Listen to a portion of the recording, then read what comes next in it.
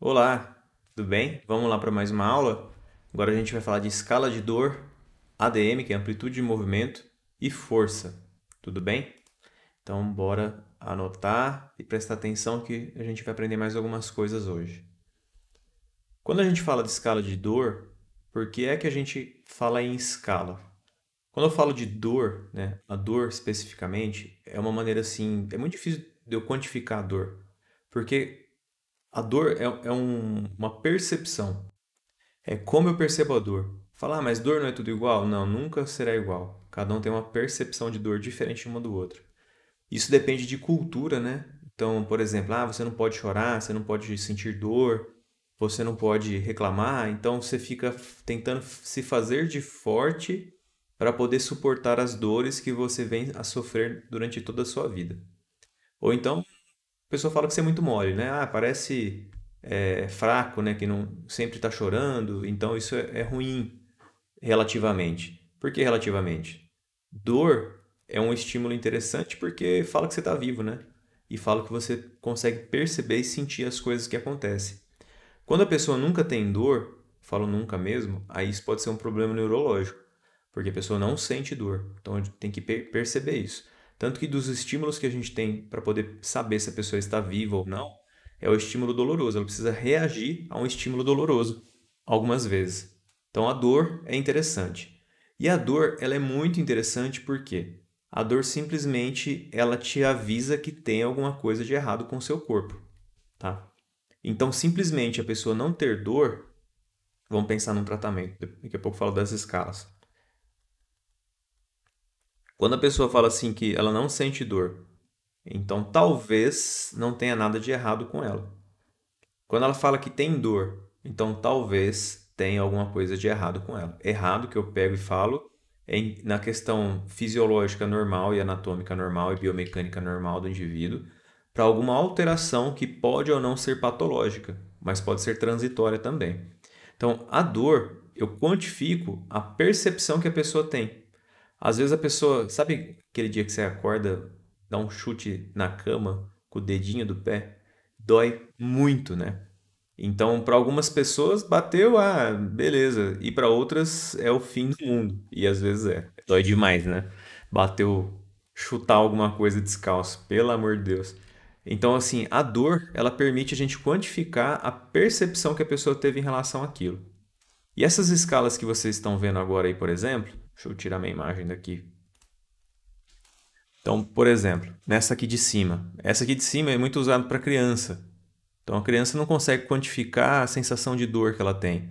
Então você pode falar para ela, fala, marca aqui nesse papelzinho qual que é a tua carinha que você está fazendo pela dor que você está sentindo, né? Aí é uma maneira que tem de quantificar. Eu posso colocar um número, então 1, 2, 3, 4, 5, 6, para poder saber mais ou menos como está a dor. E por que saber da dor é interessante? Porque eu posso saber que a pessoa está aqui no nível de dor, depois eu trato ela e ela vem parar nesse nível. A pessoa vai falar assim para mim, mas ainda está doendo, mas será que está igual? Né? Então vamos, as que a gente usa mais para a parte científica é essa aqui, ó. É uma escala sem escala, tá? É sem dor nenhuma e aqui é uma dor insuportável, tá? E as outras todas, elas são adaptáveis. Então a gente usa aquela que fica mais fácil para a compreensão do paciente. Então eu tenho que pensar na parte científica da coisa e eu tenho que pensar na parte para me comunicar melhor com o paciente. Então, essa aqui é bem simples, ó, sem dor, dor leve, moderada, grave, muito grave e pior dor possível. E isso aqui é para quem? Para o paciente, né? Não é para nós. Eu não posso comparar. Eu olhar para a lesão do paciente e falar, meu, nem é muito grave igual ele está falando. Para mim, isso aí é uma coisa leve. Mas o paciente está te falando que é muito grave, né? Então, é a pior possível, por exemplo. E a hora que eu olho e falar, nem é leve. Então, eu não posso me colocar no lugar dele nesse sentido, tá? Então, a tal da empatia aqui, assim, nesse sentido, para avaliação, ela não serve muito. Por quê? Porque a empatia eu me coloco no lugar dela, né? Então, se eu me colocar no lugar dela e falar assim que eu acho que não é tudo isso que ele está falando, então ela não vai servir. Então, eu tenho que acreditar na informação que o paciente traz. Quando eu pego aqui nessa outra escala, é mais fácil de ver assim, porque vai de 0 a 10. Então, ó, 0 sem dor, 5 moderada e 10 pior dor possível. E essa aqui ela não tem escala, mas só que ela é o seguinte, eu dou essa linha, ó, da sem dor até a dor insuportável, né? Essa linha aqui, ela tem que medir 10 centímetros. Se você for colocar no papel para a pessoa, ela vem com a caneta e faz um risco. Você vai falar para a pessoa o seguinte: olha, de um dia que você nunca teve dor na sua vida, para uma dor insuportável, que foi a pior dor que você já sentiu na sua vida, faz um risco aqui para saber onde que está mais ou menos a sua dor. Aí a pessoa vai riscar. Depois que ela riscar, lembra que eu falei que tem que ter 10 centímetros? Eu venho com a minha régua e meço, vejo quantos centímetros a pessoa falou que está com a dor e anoto. Vai dar de 0 a 10. Então a escala vai ser de 0 a 10 também. Só que aí eu vou medir. Por que que a pessoa usa isso? Porque às vezes o paciente tem uma tendência a ter uma preferência por algum número. Sei lá, às vezes ele está com dor 7, mas ele gosta do número 8, né? Ele vai falar que está com 8. Ou ele já joga para o 10. Então aqui assim você tira a parte numérica da pessoa, o vício. Ou então a pessoa até melhorou ou piorou depois que ela fez alguma coisa, mas aí na cabeça dela, ela quer colocar o mesmo número. E aí nesse sentido fica ruim, né? Para poder fazer essa parte mais científica. Mas, de verdade, você faz a melhor escala possível com o seu paciente. Pergunta para ele, se fosse dar de 0 a 10, que número que nota você daria para sua dor? Ele vai te falar, e você anota. É importante porque você faz um acompanhamento com o paciente para saber de 0 a 10 como que está a dor, né? Ou de 0 a 100, né? Como fosse a pior dor do universo dele, tá? Aqui nessa outra escala é como se fosse um termômetro. Tem vários rostinhos que eu posso colocar também, né? Ou eu posso pegar e falar para a pessoa, faz um risco aqui para mim. Como que você tá? Então, dor insuportável, muito grave, grave, moderada, leve, muito leve, sem nenhuma dor. Ou posso colocar numa escala com faces, números e intensidade de cor. Falo para ele, ó, daqui de 0 a 2 é leve, de 3 a 7 é moderada e intensa é de 8 a 10. Aqui eu começo a induzir mais o paciente, porque a palavra, né, leve, moderada ou intensa pode conduzir ele a colocar um número. Então, por isso que cientificamente aqui a escala visual analógica de dor é utilizada essa aqui. Então, de novo, de 0 a 10 centímetros, eu imprimo num papel, peço para o paciente riscar, venho, coloco a régua em cima e vejo quanto que deu de 0 a 10 centímetros e anoto a dor do paciente relativa a isso, tá? Bom, isso aqui é muito interessante colocar na ficha de avaliação. Isso aqui é um mapa corporal. Esse mapa corporal, a gente pode ser mais bonitinho, pode ser mais feio, não importa. É para a pessoa reconhecer. E eu vou dar uma caneta para a pessoa se ela tiver condições psicológicas, tá? De verdade, isso estou falando para vocês. Às vezes não convém fazer porque a pessoa vai desenhar no papel lá. Vocês vão pegar pacientes e pacientes. Lembrem sempre disso. Não é todo mundo que tem um discernimento, uma consciência ou tem uma saúde mental preservada para poder realizar esse tipo de atividade. Então, por isso tem que tomar um pouco de cuidado, tá? E aí, se você conseguir fazer esse tipo de avaliação, que você faz com o paciente, aí você pode pegar, colocar no papel o desenho, e aí você pede para o paciente desenhar qual que é a dor dele. Quanto que você acha que você está com dor hoje? Que lugar que é? Desenha para mim aqui, por favor. Aí ele vai te desenhar para poder ter um acompanhamento. Às vezes o paciente desenha, tá vendo na virilha aqui assim, tem uma dor aqui na lateral da coxa, um pouquinho no pé, aqui também no pé, né, na virilha, na coxa. E na parte de trás é uma dor que dói aqui assim, ó, do lado do bumbum e desce lá para minha perna. Então ele pode desenhar. Aqui na outra figura, assim, aqui é meio computadorizado, mas é a mesma coisa. A pessoa fala, não, dói bem aqui na minha lombar, né? O resto em azulzinho não tenho dor, né? Então ele coloca onde ele não tem dor. Mas ele vai falar também aqui, ó, tem uma dor aqui que vem aqui na virilha e tem uma dor que dói aqui na parte medial do meu joelho. Tudo isso aqui, eu posso perguntar para ele se essa dor diminui ou aumenta. Então, aonde que dói sempre? Qual que é o ponto exato da dor dentro de toda essa área dolorosa que ele sente? Quando a pessoa tem dor, muita dor, ela tem alguma coisa que ela piora a dor dela ou não, a dor dela aumenta. Às vezes a pessoa tem dor aqui igual aqui ó, no bumbum, por exemplo. ela fala assim, nossa, tem uma dor na lombar, fica sempre doendo aqui um pouquinho. Aí quando começa a piorar, a dor começa a descer. Tá? E quando melhora, ela fica mais centralizada aqui. Então, é a centralização da dor, por exemplo, ou quando a dor vai mais para a periferia. É interessante, porque eu sei que se de repente a pessoa tem dor na lombar com irradiação quando está pior, quer dizer que se eu começo a tratar essa pessoa e ela começa a melhorar, essa dor aqui tem que começar a diminuir o lugar anatômico da dor dela. Tá? Então isso é importante saber. Aqui é uma brincadeira, tá? Só para vocês... Deixa eu tirar minha imagem de novo. Mas deixa eu ir falando aqui. Bom, aqui é o seguinte. Tem num site que eu encontrei outro dia, meio que sem querer. Aí a pessoa colocou assim, né? A tatuagem e sua intensidade dolorosa por região. Então, cada bolinha dessa que representa uma cor, né? Que está aqui do lado, que é uma intensidade, que é interessante que é um tipo de escala que a pessoa fez. Então, é onde que dói menos para fazer uma tatuagem, por exemplo, e é onde dói mais. Então, o verdinho, quase nenhuma dor, né? Então, essas regiões aqui, quase dor nenhuma para poder fazer. O amarelo, dor leve. Então, dor leve no amarelinho. O laranja, uma dor respeitável, né? Então, aqui no meio do bíceps, perto do pescoço, né? A cervical. O vermelho, muita dor. Então, onde tem muita dor para poder fazer a tatuagem. O roxo, aqui, até abaixar minha imagem aqui, ó. Você vai chorar e chamar sua mãe. Então, aqui na região do pé, por exemplo, ó, na região da costela, aqui na frente, abaixo do externo, processo tifoide. Então, é uma maneira, né, uma brincadeira aqui, mas é uma maneira que a pessoa tem de quantificar a dor, entenderam? Então, existe a parte científica da coisa e existe a parte que você precisa de um padrão para poder saber como a dor dessa pessoa está hoje e depois que você vai tratar essa pessoa, como que ela vai ficar. Ela vai ficar melhor? Ela vai ficar pior?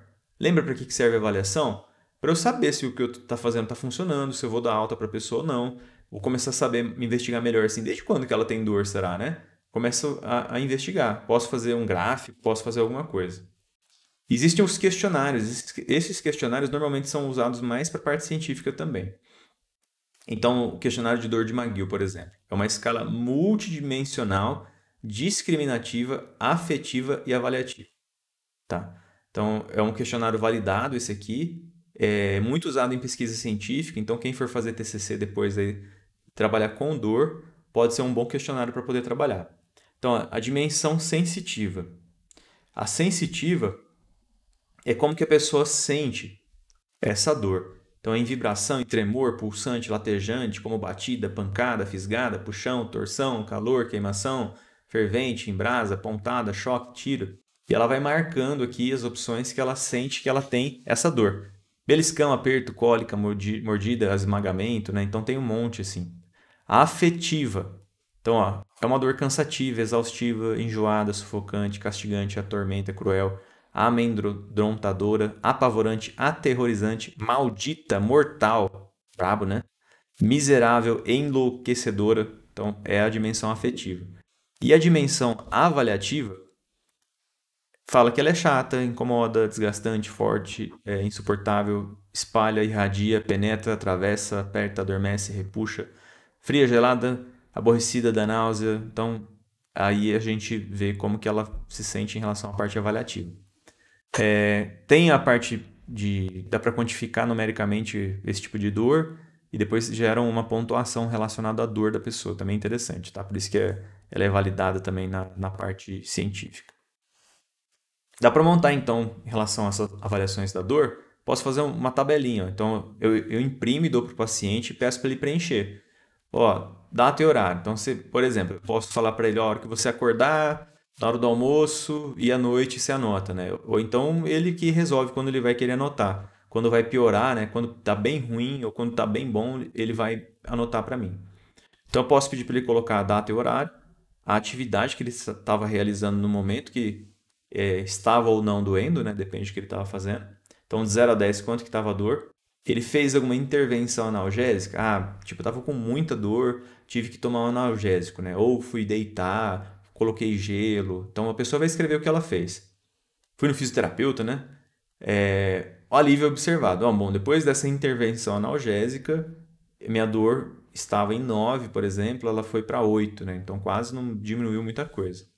E o efeito colateral? Eu tomei remédio, fiquei com dor no estômago, fiquei enjoado, me deu muito sono.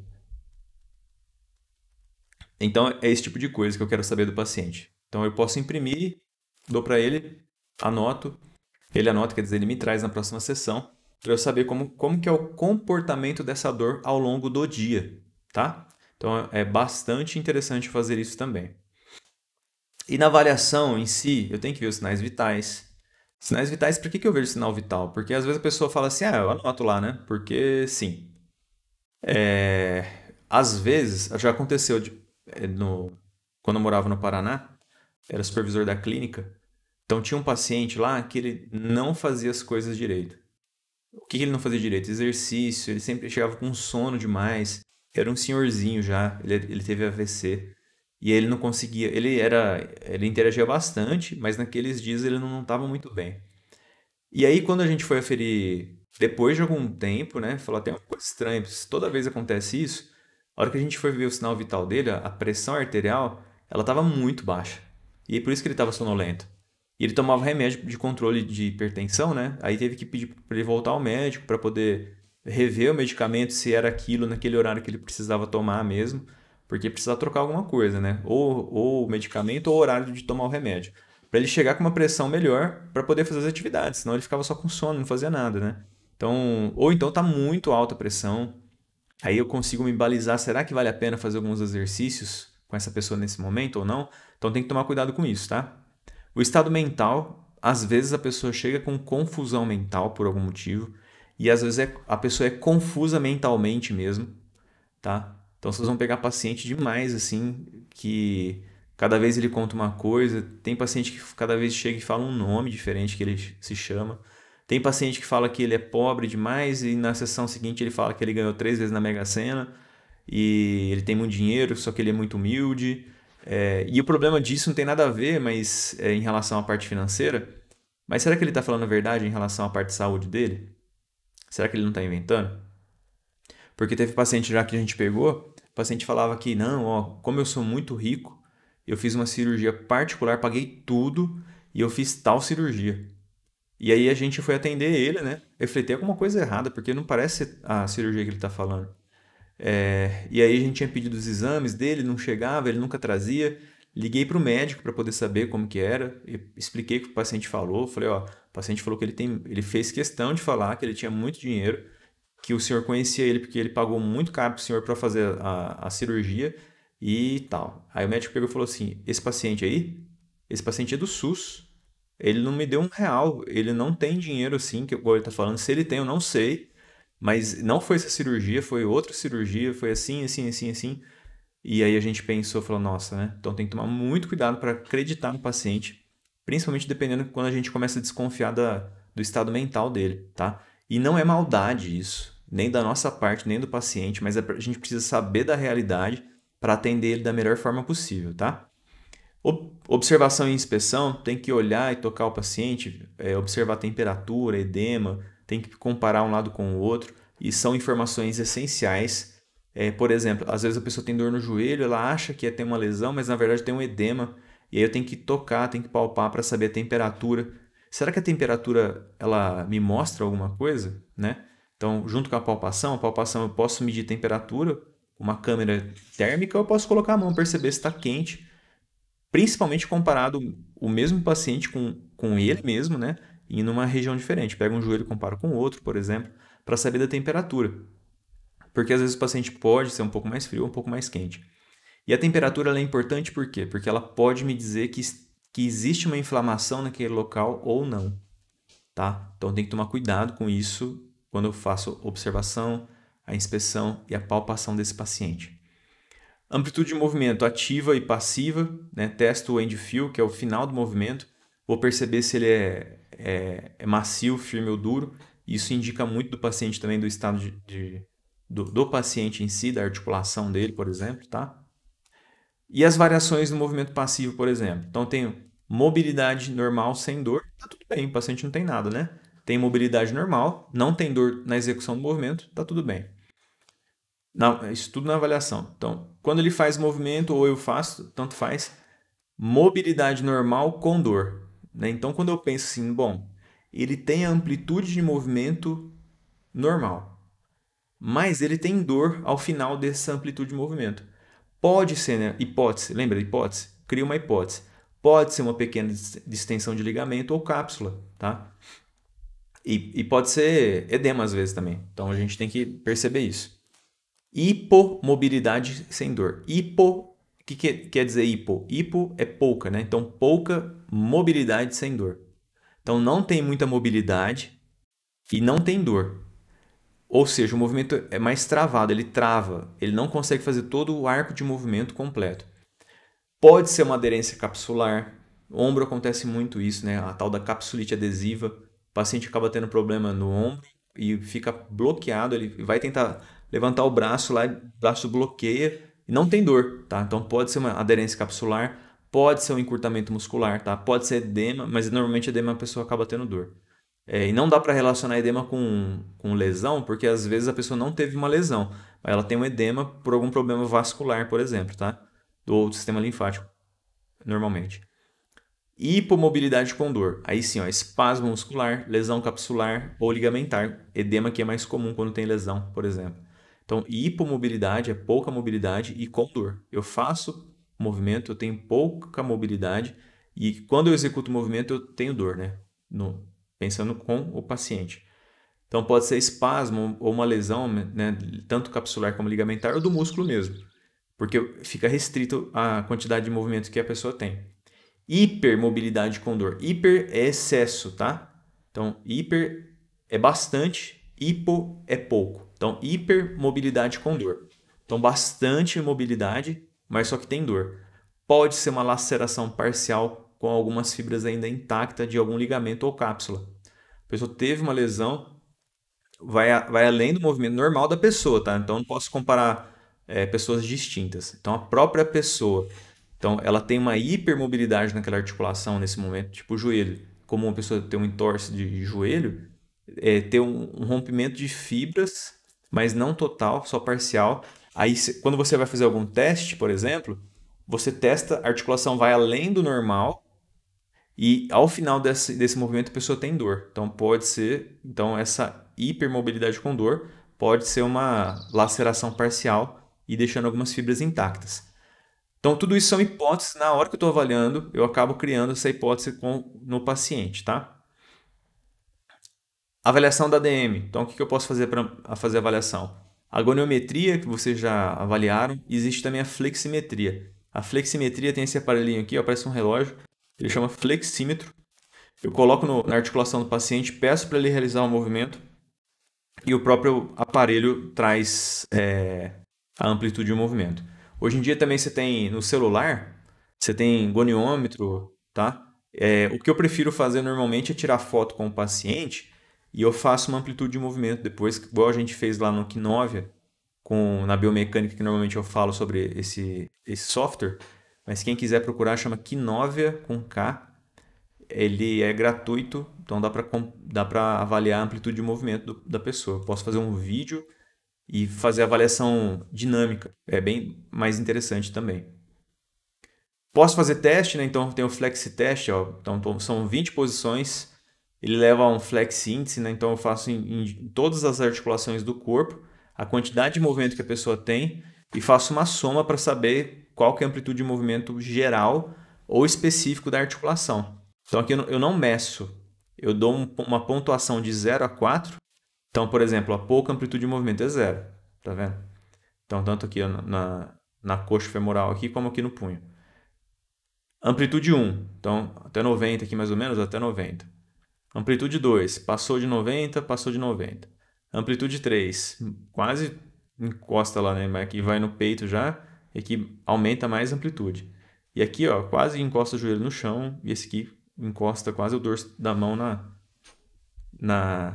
no dorso do punho, né? Então, esse aqui a pessoa tem muita flexibilidade.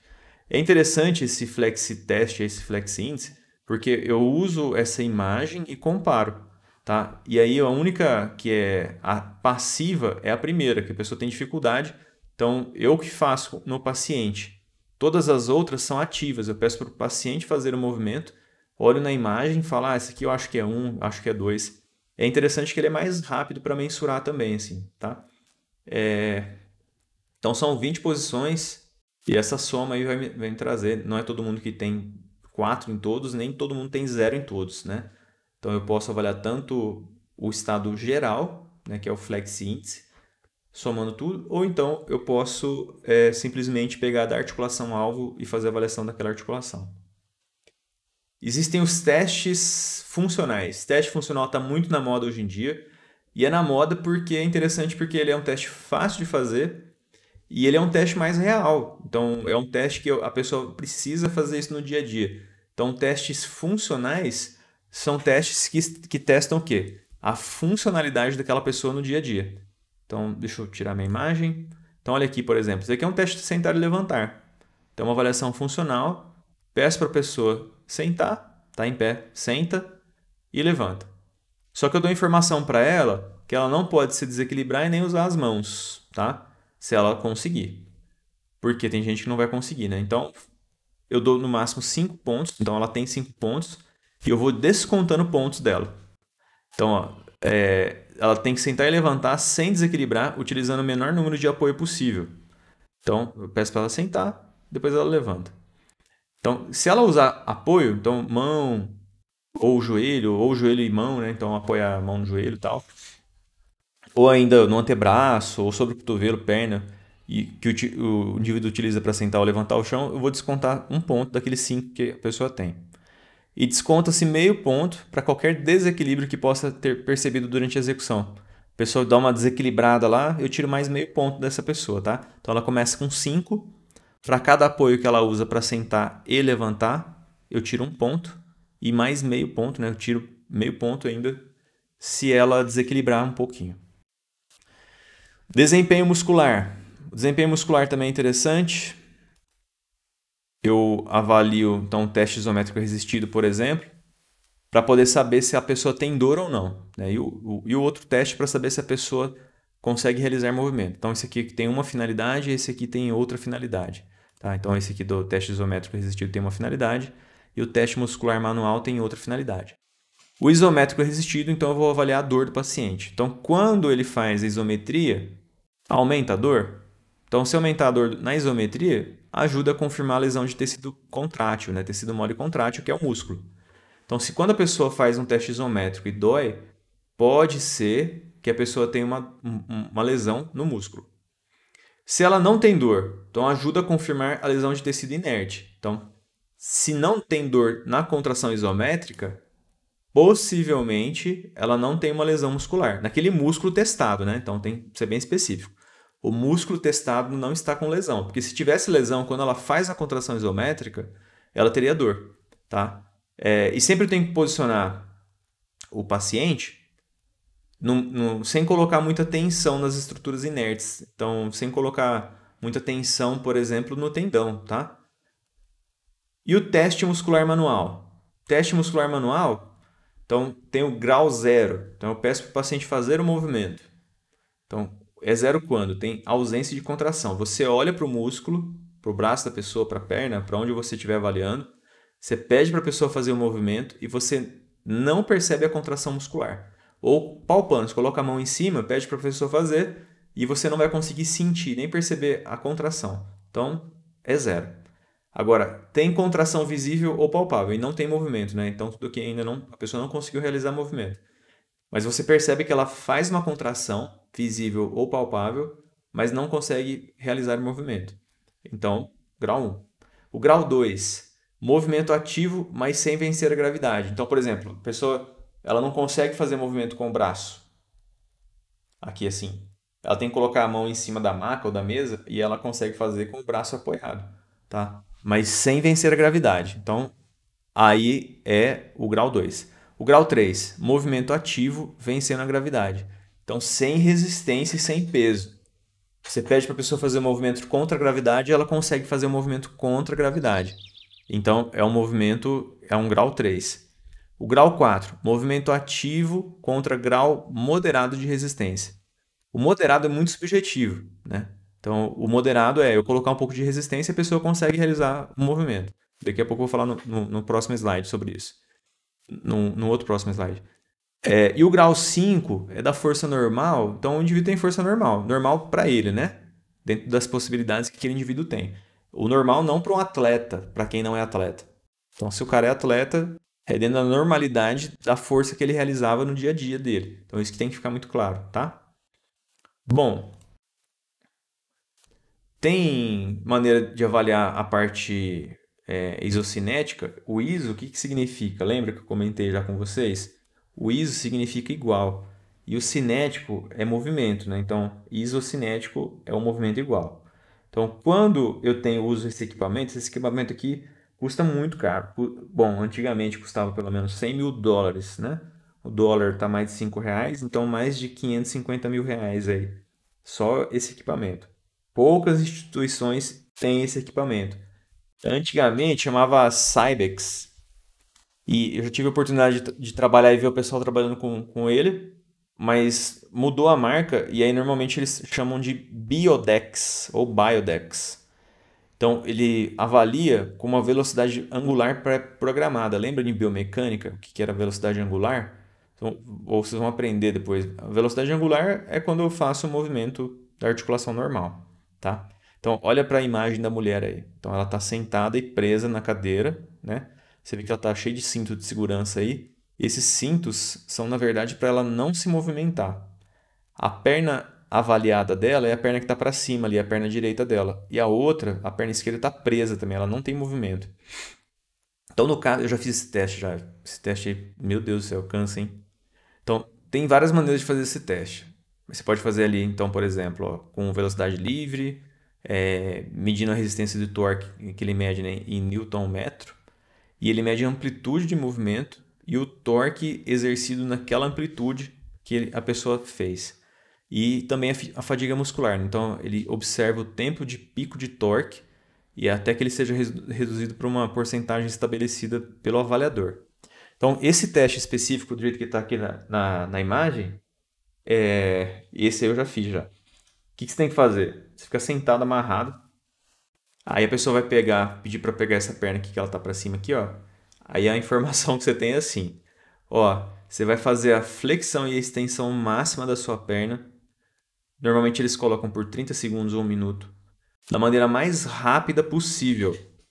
Imagina que você está fugindo do capeta fazendo esse negócio aí e faz muito rápido.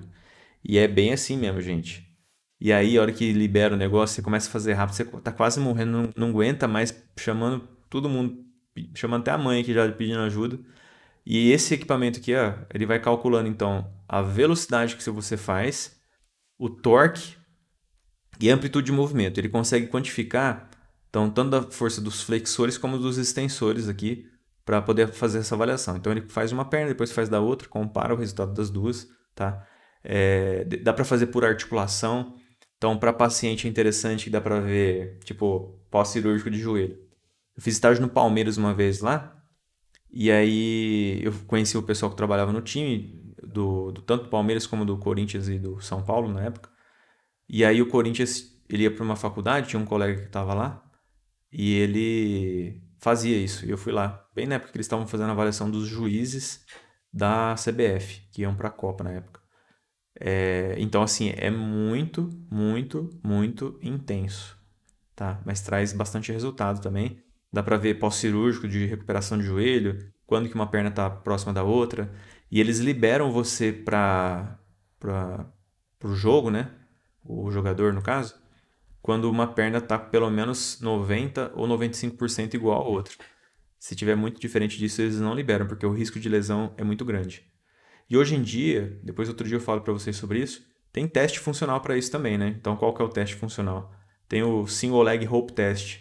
Você dá um salto com uma perna só, compara a distância de uma perna em relação à outra, que você vai lá para frente com um salto em distância. E também ele traz um resultado. É bom porque custa o quê? Uma fita de esparadrapo e uma fita para medir. Essa aqui custa 100 mil dólares. Então, hoje em dia os clubes preferem a outra do que essa, você acredita? Então, nem sempre o que é de alta tecnologia é o que é mais fidedigno, tá? Porque a funcionalidade ela é mais importante. Esfigmomanômetro. Então, dá para usar para fazer teste também. Eu posso pressionar, fazer força contra o próprio equipamento. Então, eu posso apertar a bolsinha aqui assim, por exemplo, e vejo quanto que eu tenho de força de apreensão palmar. Esse aqui é um dinamômetro manual específico. Eu posso adaptar o esfigmomanômetro para fazer uma coisa parecida, tá? Tem gente que até publicou artigo sobre isso. Posso fazer força com a minha perna, então, sobre essa parte, e eu consigo mensurar a quantidade de pressão que eu exerço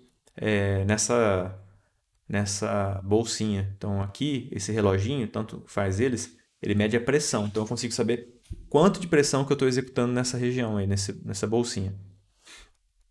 E aí tem jeito de fazer a determinação da intensidade de treinamento pela escala de Borg, que é uma percepção subjetiva do esforço. E essa percepção subjetiva, o que eu trabalho aqui? Então, é uma escala de percepção subjetiva de esforço, ou PSE. Tá? Então, aqui é uma escala que ela foi elaborada, a original era de 60 até 210. Aí ela foi alterada de 60 para 190, aí depois ela foi alterada de 6 para 19. E aqui eu peço para a pessoa falar para quantificar o esforço que ela está realizando naquele momento. Então, se é muito leve, razoavelmente leve, um pouco intenso, muito intenso ou muito intenso, né? Então, relativamente ao 6 aqui, é o relaxado assistindo televisão, sem fazer nada. Ou acabou de acordar. E o muito intenso, você imagina o pior exercício que você já fez na vida de intensidade, é aquilo, está muito cansativo, né? E todo o resto eu vou ponderando. Por que é que o Borg construiu essa escala? 60 e 190. É mais ou menos a frequência cardíaca, 60 para quem está bastante relaxado, e o 190 normalmente é uma frequência cardíaca para quem já está mais ofegante, na verdade assim, quase morrendo de fazer exercício, né? Chegar a 190 batimentos por minuto assim, é extremamente intenso, tá? Só que aí tem isso aqui é a parte básica que eu mostro para vocês, porque existem várias escalas que partiram a partir dessa, porque elas levam em consideração a idade, o gênero e mais outras coisas. Então tem várias outras escalas, mas essa é a básica, tá? Então aqui tem uma comparação dessa escala de percepção subjetiva do esforço, equivalente à frequência cardíaca. Então tem algumas outras pessoas estudaram, né? Quanto que a frequência cardíaca mais ou menos estaria ligado, e a intensidade do VO2 máximo também. Então existe essa variação também. Bom, dentro dessa escala então criaram a CR10, que é de 0 a 10, tá? Então o 0 é absolutamente nada, a pessoa não está sentindo nada fazendo o exercício ou o esforço, e o outro é o máximo, extremamente forte. Então o máximo é o limite máximo da pessoa. Por que é interessante essa tabela? Porque é uma escala de esforço percebida, né? A pessoa percebe o quanto de esforço ela está realizando, o quanto difícil está para ela para fazer aquele exercício. Ela consegue quantificar para você, e não a gente nela. Porque às vezes o que acontece? A gente coloca uma carga e essa carga é muito pequena. E aí você fala, ei, como tá? Tá pesado? Não tá? Falou, tá muito fraco, né? Então, ou tá moderado. Moderado 0 a 10 é 3. É 3. Será que é suficiente para causar alguma alteração? Então, porque olha aqui nessa 3, aqui tá de 0 a 10, na verdade, então, tá como se fosse 1, 2, 3, então tá mais ou menos aqui, assim. Esse outro aqui, muito intenso, razoavelmente leve, é bem repouso. O intenso, que começa a ficar interessante aqui já, que é a frequência cardíaca máxima, ou pouco intenso, vai? Olha qual que é. É do moderado para frente, né? Então um pouco difícil aqui é o 4 ou 5. Porque senão a pessoa fala que está moderado ou fácil, é uma carga muito pequena. É uma carga muito pequena. Então eu posso aumentar a carga, não preciso chegar no máximo, tá? Mas eu também tenho que pensar no paciente numa zona segura para ele. Mas ficar aqui, muito fácil ou fácil, não sei. Mas do 3 já começa a ficar interessante, o 4 é um pouco melhor. O 5 você já desafia mais a pessoa, né? Começa a ficar difícil de fazer. Mas não impossível, tá? Porque muito difícil já fica ruim para a pessoa fazer também. Então tem que pensar nisso. Bom, então uma maneira que eu tenho de colocar carga para o paciente ver quanto que ele tem dificuldade para poder fazer prescrição de exercício pode ser então essa escala de Borg, tá? Que é uma escala de percepção subjetiva ao esforço. E aqui a gente tem também uma questão prática, só que isso aqui é mais para atleta. Então o que a gente pode usar? esse teste de uma RM. O que é uma RM? É uma repetição máxima.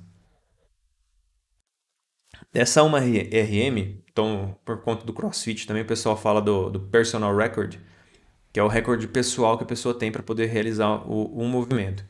Então, no CrossFit, o pessoal fala de PR, ou personal record, que pode ser uma RM, que pode ser o exercício, ou pode ser vários repetições. Mas normalmente o pessoal usa como se fosse uma RM, que é tipo, vai fazer o deadlift, vai fazer algum exercício, é o quanto de máximo de carga ela consegue colocar para executar o exercício, tá? Então ela fala, é o PR dela, bati meu PR, eu coloquei mais carga do que eu conseguia fazer antes. Mas classicamente a gente chama de teste de uma repetição máxima. Então, o teste de uma RM, também conhecido, que é mais fácil de lembrar, é a quantidade máxima de peso levantado de uma vez durante a realização de um exercício padronizado de levantamento de peso. Para testar uma RM de um grupo muscular, como flexor de cotovelo, extensor de joelho, é escolhido um peso ao dispositivo de exercício que a pessoa está fazendo, tipo na musculação, né? Naqueles... É porque fala que é da musculação, mas eu posso ter na clínica também aqueles equipamentos, né? Então, dentro do equipamento usado. Porém, abaixo da capacidade máxima de levantamento do indivíduo. Então, normalmente eu perguntaria para ele. Esse que é um teste que não dá para fazer com o paciente no primeiro dia. Tá? Então, é interessante pegar alguém que já teve uma aptidão para um treinamento, uma adaptação neural e depois fazer essa parte. Então, se uma repetição é completada, acrescenta-se peso ao dispositivo do exercício, até atingir a capacidade máxima de levantamento que uma RM. Então, coloca o peso e fala, faz uma vez. Só que a pessoa tem que fazer sozinha, não pode ter ajuda, tá? Então, ela faz uma vez, conseguiu fazer, beleza. Aí o que eu vou fazer? Eu vou aumentar o peso dentro da capacidade dela. Aumento, dependendo se ela vai me falar se está muito leve, muito leve ou muito difícil. Aí eu coloco um pouco de peso. Coloquei um pouco de peso. Então aqui, ó, o acréscimo de peso costuma ser de 5,2 a 1 kg durante o período de avaliação. E a técnica é habitualmente utilizada com halter, anilha ou aparelho convencional de sala de musculação. Então eu aumento o peso um pouco e peço para a pessoa fazer de novo o exercício. Se a pessoa conseguir completar ela inteira, sem ajuda, sem roubar, sem nada, eu estabeleço quanto que é uma RM, tá? E só guarda essa informação por enquanto, você vai entender por que serve isso. Então, eu vou ter uma RM daquela pessoa naquele exercício específico para aquele grupo muscular. Então, sei lá, pode ser até agachamento, mas normalmente faz músculo isolado. Então, bíceps, tríceps, quadríceps, isquiotibiais tal, e assim por diante. Aí que a pessoa tem esse número, eu consigo quantificar a carga máxima dela, tá? E olha aqui que interessante. A carga máxima, então olha a tabela aqui primeiro, que é a parte de cima. Então, a intensidade máxima é 100% de carga. Quantas repetições a pessoa consegue fazer? Uma só. Ela não consegue completar a segunda, tá? Ela pode até esboçar a vontade de fazer a segunda, mas ela não completa. Se ela não completou a segunda, é uma RM, é a carga máxima, é 100% da carga máxima dela. E aí, então, guarda aquela informação. Então, eu tenho uma RM que é 100% da carga máxima, que é uma repetição, tá? Depois no próximo você vai entender tudo isso aqui. Aqui 2 slides. E tem o teste de carga por repetição máxima, que é mais fidedigno com até 15 RM, então até 15 repetições máximas, né? Então até aqui é 15 repetições máximas. E o que quer dizer essas repetições máximas?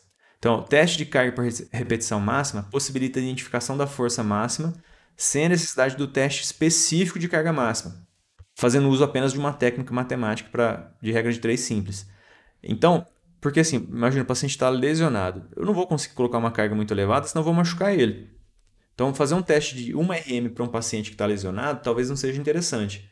Mas o que eu posso fazer? Teste de repetições máximas. Eu coloco um peso bem menor e falo para o paciente, ó, faz até morrer. Né? Faz até não aguentar mais. E aí eu vou anotar quantas repetições ele conseguiu fazer. Mas o interessante é que ele consiga executar até 15 repetições. Se ele fizer sobrando, com folga, tipo, não é pedir para ele parar com 15. É pedir para ele fazer até não aguentar mais e de repente ele conseguiu fazer 14, né? Ou 15 que seja, ou 10 ou 2. Eu anoto quantas quantas repetições ele conseguiu. Porque se ele fizer assim, por exemplo, 30 repetições, ou se ele parar com 15, e aí ele falar assim, não, eu só parei porque era para parar, mas eu conseguia fazer mais umas 10. Então, é que daria para aumentar mais o peso dele, entenderam? Essa maneira de avaliar, ela reduz o risco de lesão por esforço máximo e torna possível a realização de testes em exercício variado, em uma única sessão de treinamento, sem estimular a fadiga central. Então aqui é interessante porque, por exemplo, ó, eu consigo descobrir a porcentagem da carga máxima do indivíduo. Então vamos supor que a pessoa fez 10 repetições. Se ela fez 10 repetições, é 70% da carga máxima. Então ele fez 10 repetições com 70, é 70. Vamos supor que 70 aqui deu 100 quilos, 10 quilos, vai, 10 quilos. Fez 10 repetições com 10 quilos. Quer dizer que esse exercício é 70% da máxima. E aí eu consigo descobrir quanto que é 100%. E daqui a pouco vocês vão entender o porquê tudo isso, tá? E aí, então, por exemplo, ó, teste de carga máxima por repetição máxima. Peço para o paciente lá, o atleta no caso, sei lá, ir para o supino reto e peço para ele fazer o máximo de repetições possíveis, tá? Vamos supor que ele conseguiu fazer 10 repetições com 40 quilos. Então, é 70% da máxima, né? Ou agachamento, ó, 10 repetições com 60 quilos, 70%. Então, eu faço uma regra de 3 no supino reto. Então, 40 quilos é igual a 70. Então, 40 vezes 100 dividido por 70 dá 57. Então, a carga máxima do indivíduo é 57. E do agachamento livre, então, fazendo a conta também, eu consigo saber que 100% da máxima é 86,7, dependendo da quantidade de repetições que essa pessoa realiza, tá? E aqui, por que eu utilizo, então, a força máxima? Então, olha aí que interessante. Deixa eu tirar a imagem aqui, para vocês olharem tudo. Quando você... já ouviram falar assim na academia, quem já treinou? Na aula normalmente fala assim, levanta a mão quem já fez treinamento na academia, só para saber. Aqui depois vocês anotam aí se já treinou ou não, para eu saber. Então, quem já fez academia, normalmente o pessoal prescreve lá, fala, faz de 8 a 12 repetições, né, do exercício. Por quê? Vocês sabem por quê? Porque fisiologicamente, olha aqui para essa imagem. Tá vendo aqui, ó? Então tem um músculo pequenininho, tem um músculo maior e tem um músculo menorzinho aqui. Mas você está notando que esse músculo aqui, ó, ele é maior do que esse aqui. Esse aqui é maior que todos, né? Então, ó, a influência sobre o aumento da massa muscular de acordo com o número de repetições. E olha que interessante. Quando eu faço mais ou menos 10 repetições, só que atento ao nome, repetições máximas, tá? Repetições máximas. Quando a pessoa executa 10 repetições máximas, ou seja, eu coloco um peso e ela consegue executar só 10, porque ela não tem força para executar a 11ª repetição. Aí, e sozinha também. Então, é um tipo de exercício que favorece o aumento das fibras, que aumenta a hipertrofia. Então, normalmente na academia, as pessoas vão para procurar hipertrofia, né? E olha para essa outra tabela do outro lado aqui, ó. Hipertrofia, aumento do volume muscular, né? Que é o significado, então fase de treinamento, objetivo de treinamento. Número de repetições para conseguir hipertrofia, de 6 a 12 repetições máximas. Então, a mesma coisa, vamos pensar em treinamento do atleta e no paciente. O objetivo nesse momento é ganho de hipertrofia? Se for, a pessoa tem que executar de 6 a 12 repetições máximas. E que normalmente as pessoas falam para fazer 10 repetições, né? Aí fala, não, faz 12, faz 8, né? Então, na verdade, tanto faz. Mas o importante é que a pessoa faça repetições máximas. Não é parar de fazer movimento porque o objetivo eram 10 ou 12. Você tem que aumentar a tua carga para que você só consiga realizar de 6 a 12 repetições, entendeu? Então não é para fazer assim, não, coloca aí e faz 10. Né? É o contrário, você vai colocar uma quantidade de peso e essa quantidade de peso só vai deixar você fazer de 6 a 12, porque você não vai ter mais força para fazer isso. E aí sim você vai causar uma hipertrofia. Agora, quem faz do 10 e aí a pessoa fala assim, não, eu faria mais 10, faria mais 5, o peso está errado. Tem que aumentar o peso, tá? E se é para ganho de força? Já viu na academia aquele pessoal lá, soca peso, faz 2 repetições e solta? Tem um objetivo, ó. Tá vendo aqui? De 1 a 3 repetições. Aqui, ó. Força máxima. Para aumentar a força máxima. De 1 a 7 repetições máximas. Então você soca peso na bagaça e faz até morrer. Então é a força máxima que eu vou fazer aqui para poder conseguir fazer aumento da força, tá? E o endurance muscular, que é definição de músculo ou resistência, é quando eu uso mais de 15 repetições, né? Ó, de 30 a 150 repetições. Aí eu vou trabalhar mais com a definição. Então, essa quantidade de número de repetições, tá? Ela ajuda eu a pensar qual que é o meu objetivo. Então, força, hipertrofia ou endurance, né? Que é a resistência que ajuda a definir a parte muscular. Aí sim eu vou colocar uma carga compatível com o número de repetições que eu desejo fazer dentro do meu objetivo como paciente, tá? Da prescrição de exercício que eu vou fazer para ele. Eu prescrevo. Exercício é igual remédio, é prescrito de acordo com cada um. Não é simplesmente fazer, vou fazer esse treino aqui. É dentro do objetivo de cada pessoa, tá? Então eu avalio e reavalio o paciente também dessa maneira. Tudo bem? Então, ó, lembra bem disso, tá? Aí, onde que é importante isso? Ó, número de repetições. Vamos voltar para aquela tabelinha. Número de repetições. Tá vendo? Ó, quanto por cento da carga máxima que eu utilizo para chegar naqueles objetivos lá. Então, ó, de 6 a 12 repetições, vamos ver quanto que é? De 6, aqui está no finalzinho já, né? A 12. Então, é tudo isso aqui, ó. Então, eu vou trabalhar com no mínimo, ou melhor, com no máximo 89% da carga máxima, né? Quase 90%, e com no mínimo 60% da carga máxima. Se eu trabalhar além disso, eu estou trabalhando força. Se eu trabalhar abaixo disso, eu estou trabalhando resistência. Então eu tenho que olhar aqui, ó, a quantidade de repetições máximas que a pessoa consegue fazer, tá? Não é só na carga. Eu prescrevo a carga para a pessoa conseguir fazer o número de séries. E normalmente na academia que o pessoal fala, faz 10, faz 12, faz 15, faz 6, né? Então não é pelo número de repetições. Eu coloco um peso e essa quantidade de peso só vou conseguir executar essa quantidade máxima de exercícios, de repetições, tá?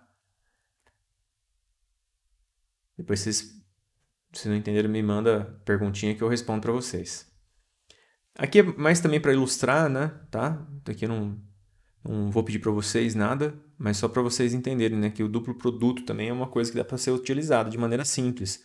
Para quantificar, aqui é mais na parte do estresse cardiovascular, que vocês vão ver isso mais em cardio depois, tá? Então, ó, duplo produto é a pressão arterial sistólica multiplicada pela frequência cardíaca. Então, ó, frequência vezes PAS, que é a pressão arterial sistólica. Vai me dar um duplo produto. Então, vai me dar um número, né? Um multiplicando pelo outro. Então, ele mede o estresse cardiovascular através do consumo de oxigênio do miocárdio. Um duplo produto de 30 mil pontos é um ponto de corte para angina no peito, né? Então, quem tem problema cardíaco começa a ter um risco maior de ter um problema, um evento cardíaco, se essa quantidade chegar aos 30 mil pontos. A frequência vezes a PA sistólica. E ele é um ótimo preditor de intensidade para o treinamento também. Então, olha aqui, ó, do produto e o VO2 máximo, né, para exercício progressivo em mulheres saudáveis. Condição em repouso. Então, batimento cardíaco 75, pressão arterial sistólica 110, duplo produto, 8.250 pontos. Em exercício, 25% do VO2 máximo, então o batimento vai para 100, a pressão aumenta para 130, 13 mil pontos. 50% do VO2 máximo, 140, 160, 22.400. 75% do VO2 máximo, uma intensidade muito grande, 170 batimentos por minuto, 180 a sistólica, 30 mil pontos, 30.600 pontos. Aqui já começa a ficar perigoso, né? E 100% da VO2 máxima, 200 de batimento cardíaco, 210 da frequência e vai para 42 mil pontos. Para quem tem problema cardíaco, aqui começa a ficar muito arriscado fazer exercício, tá? Então tem que fazer de 75% para baixo. E o batimento cardíaco também não pode chegar tão alto. E tudo depende também da capacidade, da idade e de outras coisas. E outros fatores de risco, isso aqui lembra bem, tá? Pra gente se cuidar aí, independente da época. Então, fatores de riscos adicionais para o hipertenso, né? Então, a obesidade visceral também é importante. Então, a circunferência abdominal, ela conta. Ó, homens de 102 centímetros de cintura abdominal para cima, eles têm uma obesidade visceral maior, tá? Obesidade visceral, ela é importante porque o problema não é a pessoa ser só gorda ou magra. A obesidade visceral é a quantidade de gordura que fica lá nas vísceras e isso que realmente faz mal para a pessoa. Por isso que às vezes você pega um gordinho, entre aspas, que tem uma saúde boa e às vezes você pega alguns que não tem uma tão boa assim. É porque quando a gordura fica na víscera, aí começa a complicar, tá? E mulher com cintura, circunferência abdominal, na verdade, ali, acima de 88 centímetros. Isso é ruim. E também o IMC acima de 30, tá? Então, segundo a última diretriz brasileira de hipertensão, todos esses fatores são fatores assim, que pioram muito a qualidade do indivíduo e levam a um risco cardiovascular bastante alto. Bom, e aí a gente tem que ver depois, a partir da próxima aula, a gente começa a fazer os exames, né, das articulações e ossos de membro superior, membro inferior, ATM, lembra que é ATM? Articulação temporomandibular e da coluna, para fazer o exame das estruturas periarticulares e exame dos músculos também. Então, tudo isso a gente vai ver com esse exame das articulações periféricas, que inclui a inspeção, que é a tumefação, né, se tem edema ou não, exame da pele, deformidades, mobilidade ativa, então a palpação. Eu consigo sentir, né, a temperatura, se tem crepitação, vou ver se a pessoa tem dor, palpando pela palpação, então olhando e palpando, palpo, dói aqui, né? Quando eu palpo nessa região, reproduz o sintoma em algum outro local. Perceba a mobilidade passiva também do indivíduo e ausculta por crepitações da articulação. Então eu posso usar o estetoscópio para poder perceber. Mas normalmente ela é palpável ou audível. Eu consigo colocar a mão e sentir ou ouvir bem, dependendo da quantidade de estalido ou crepitação que essa pessoa tem. Beleza? Vou encerrar por aqui. Até a próxima aula.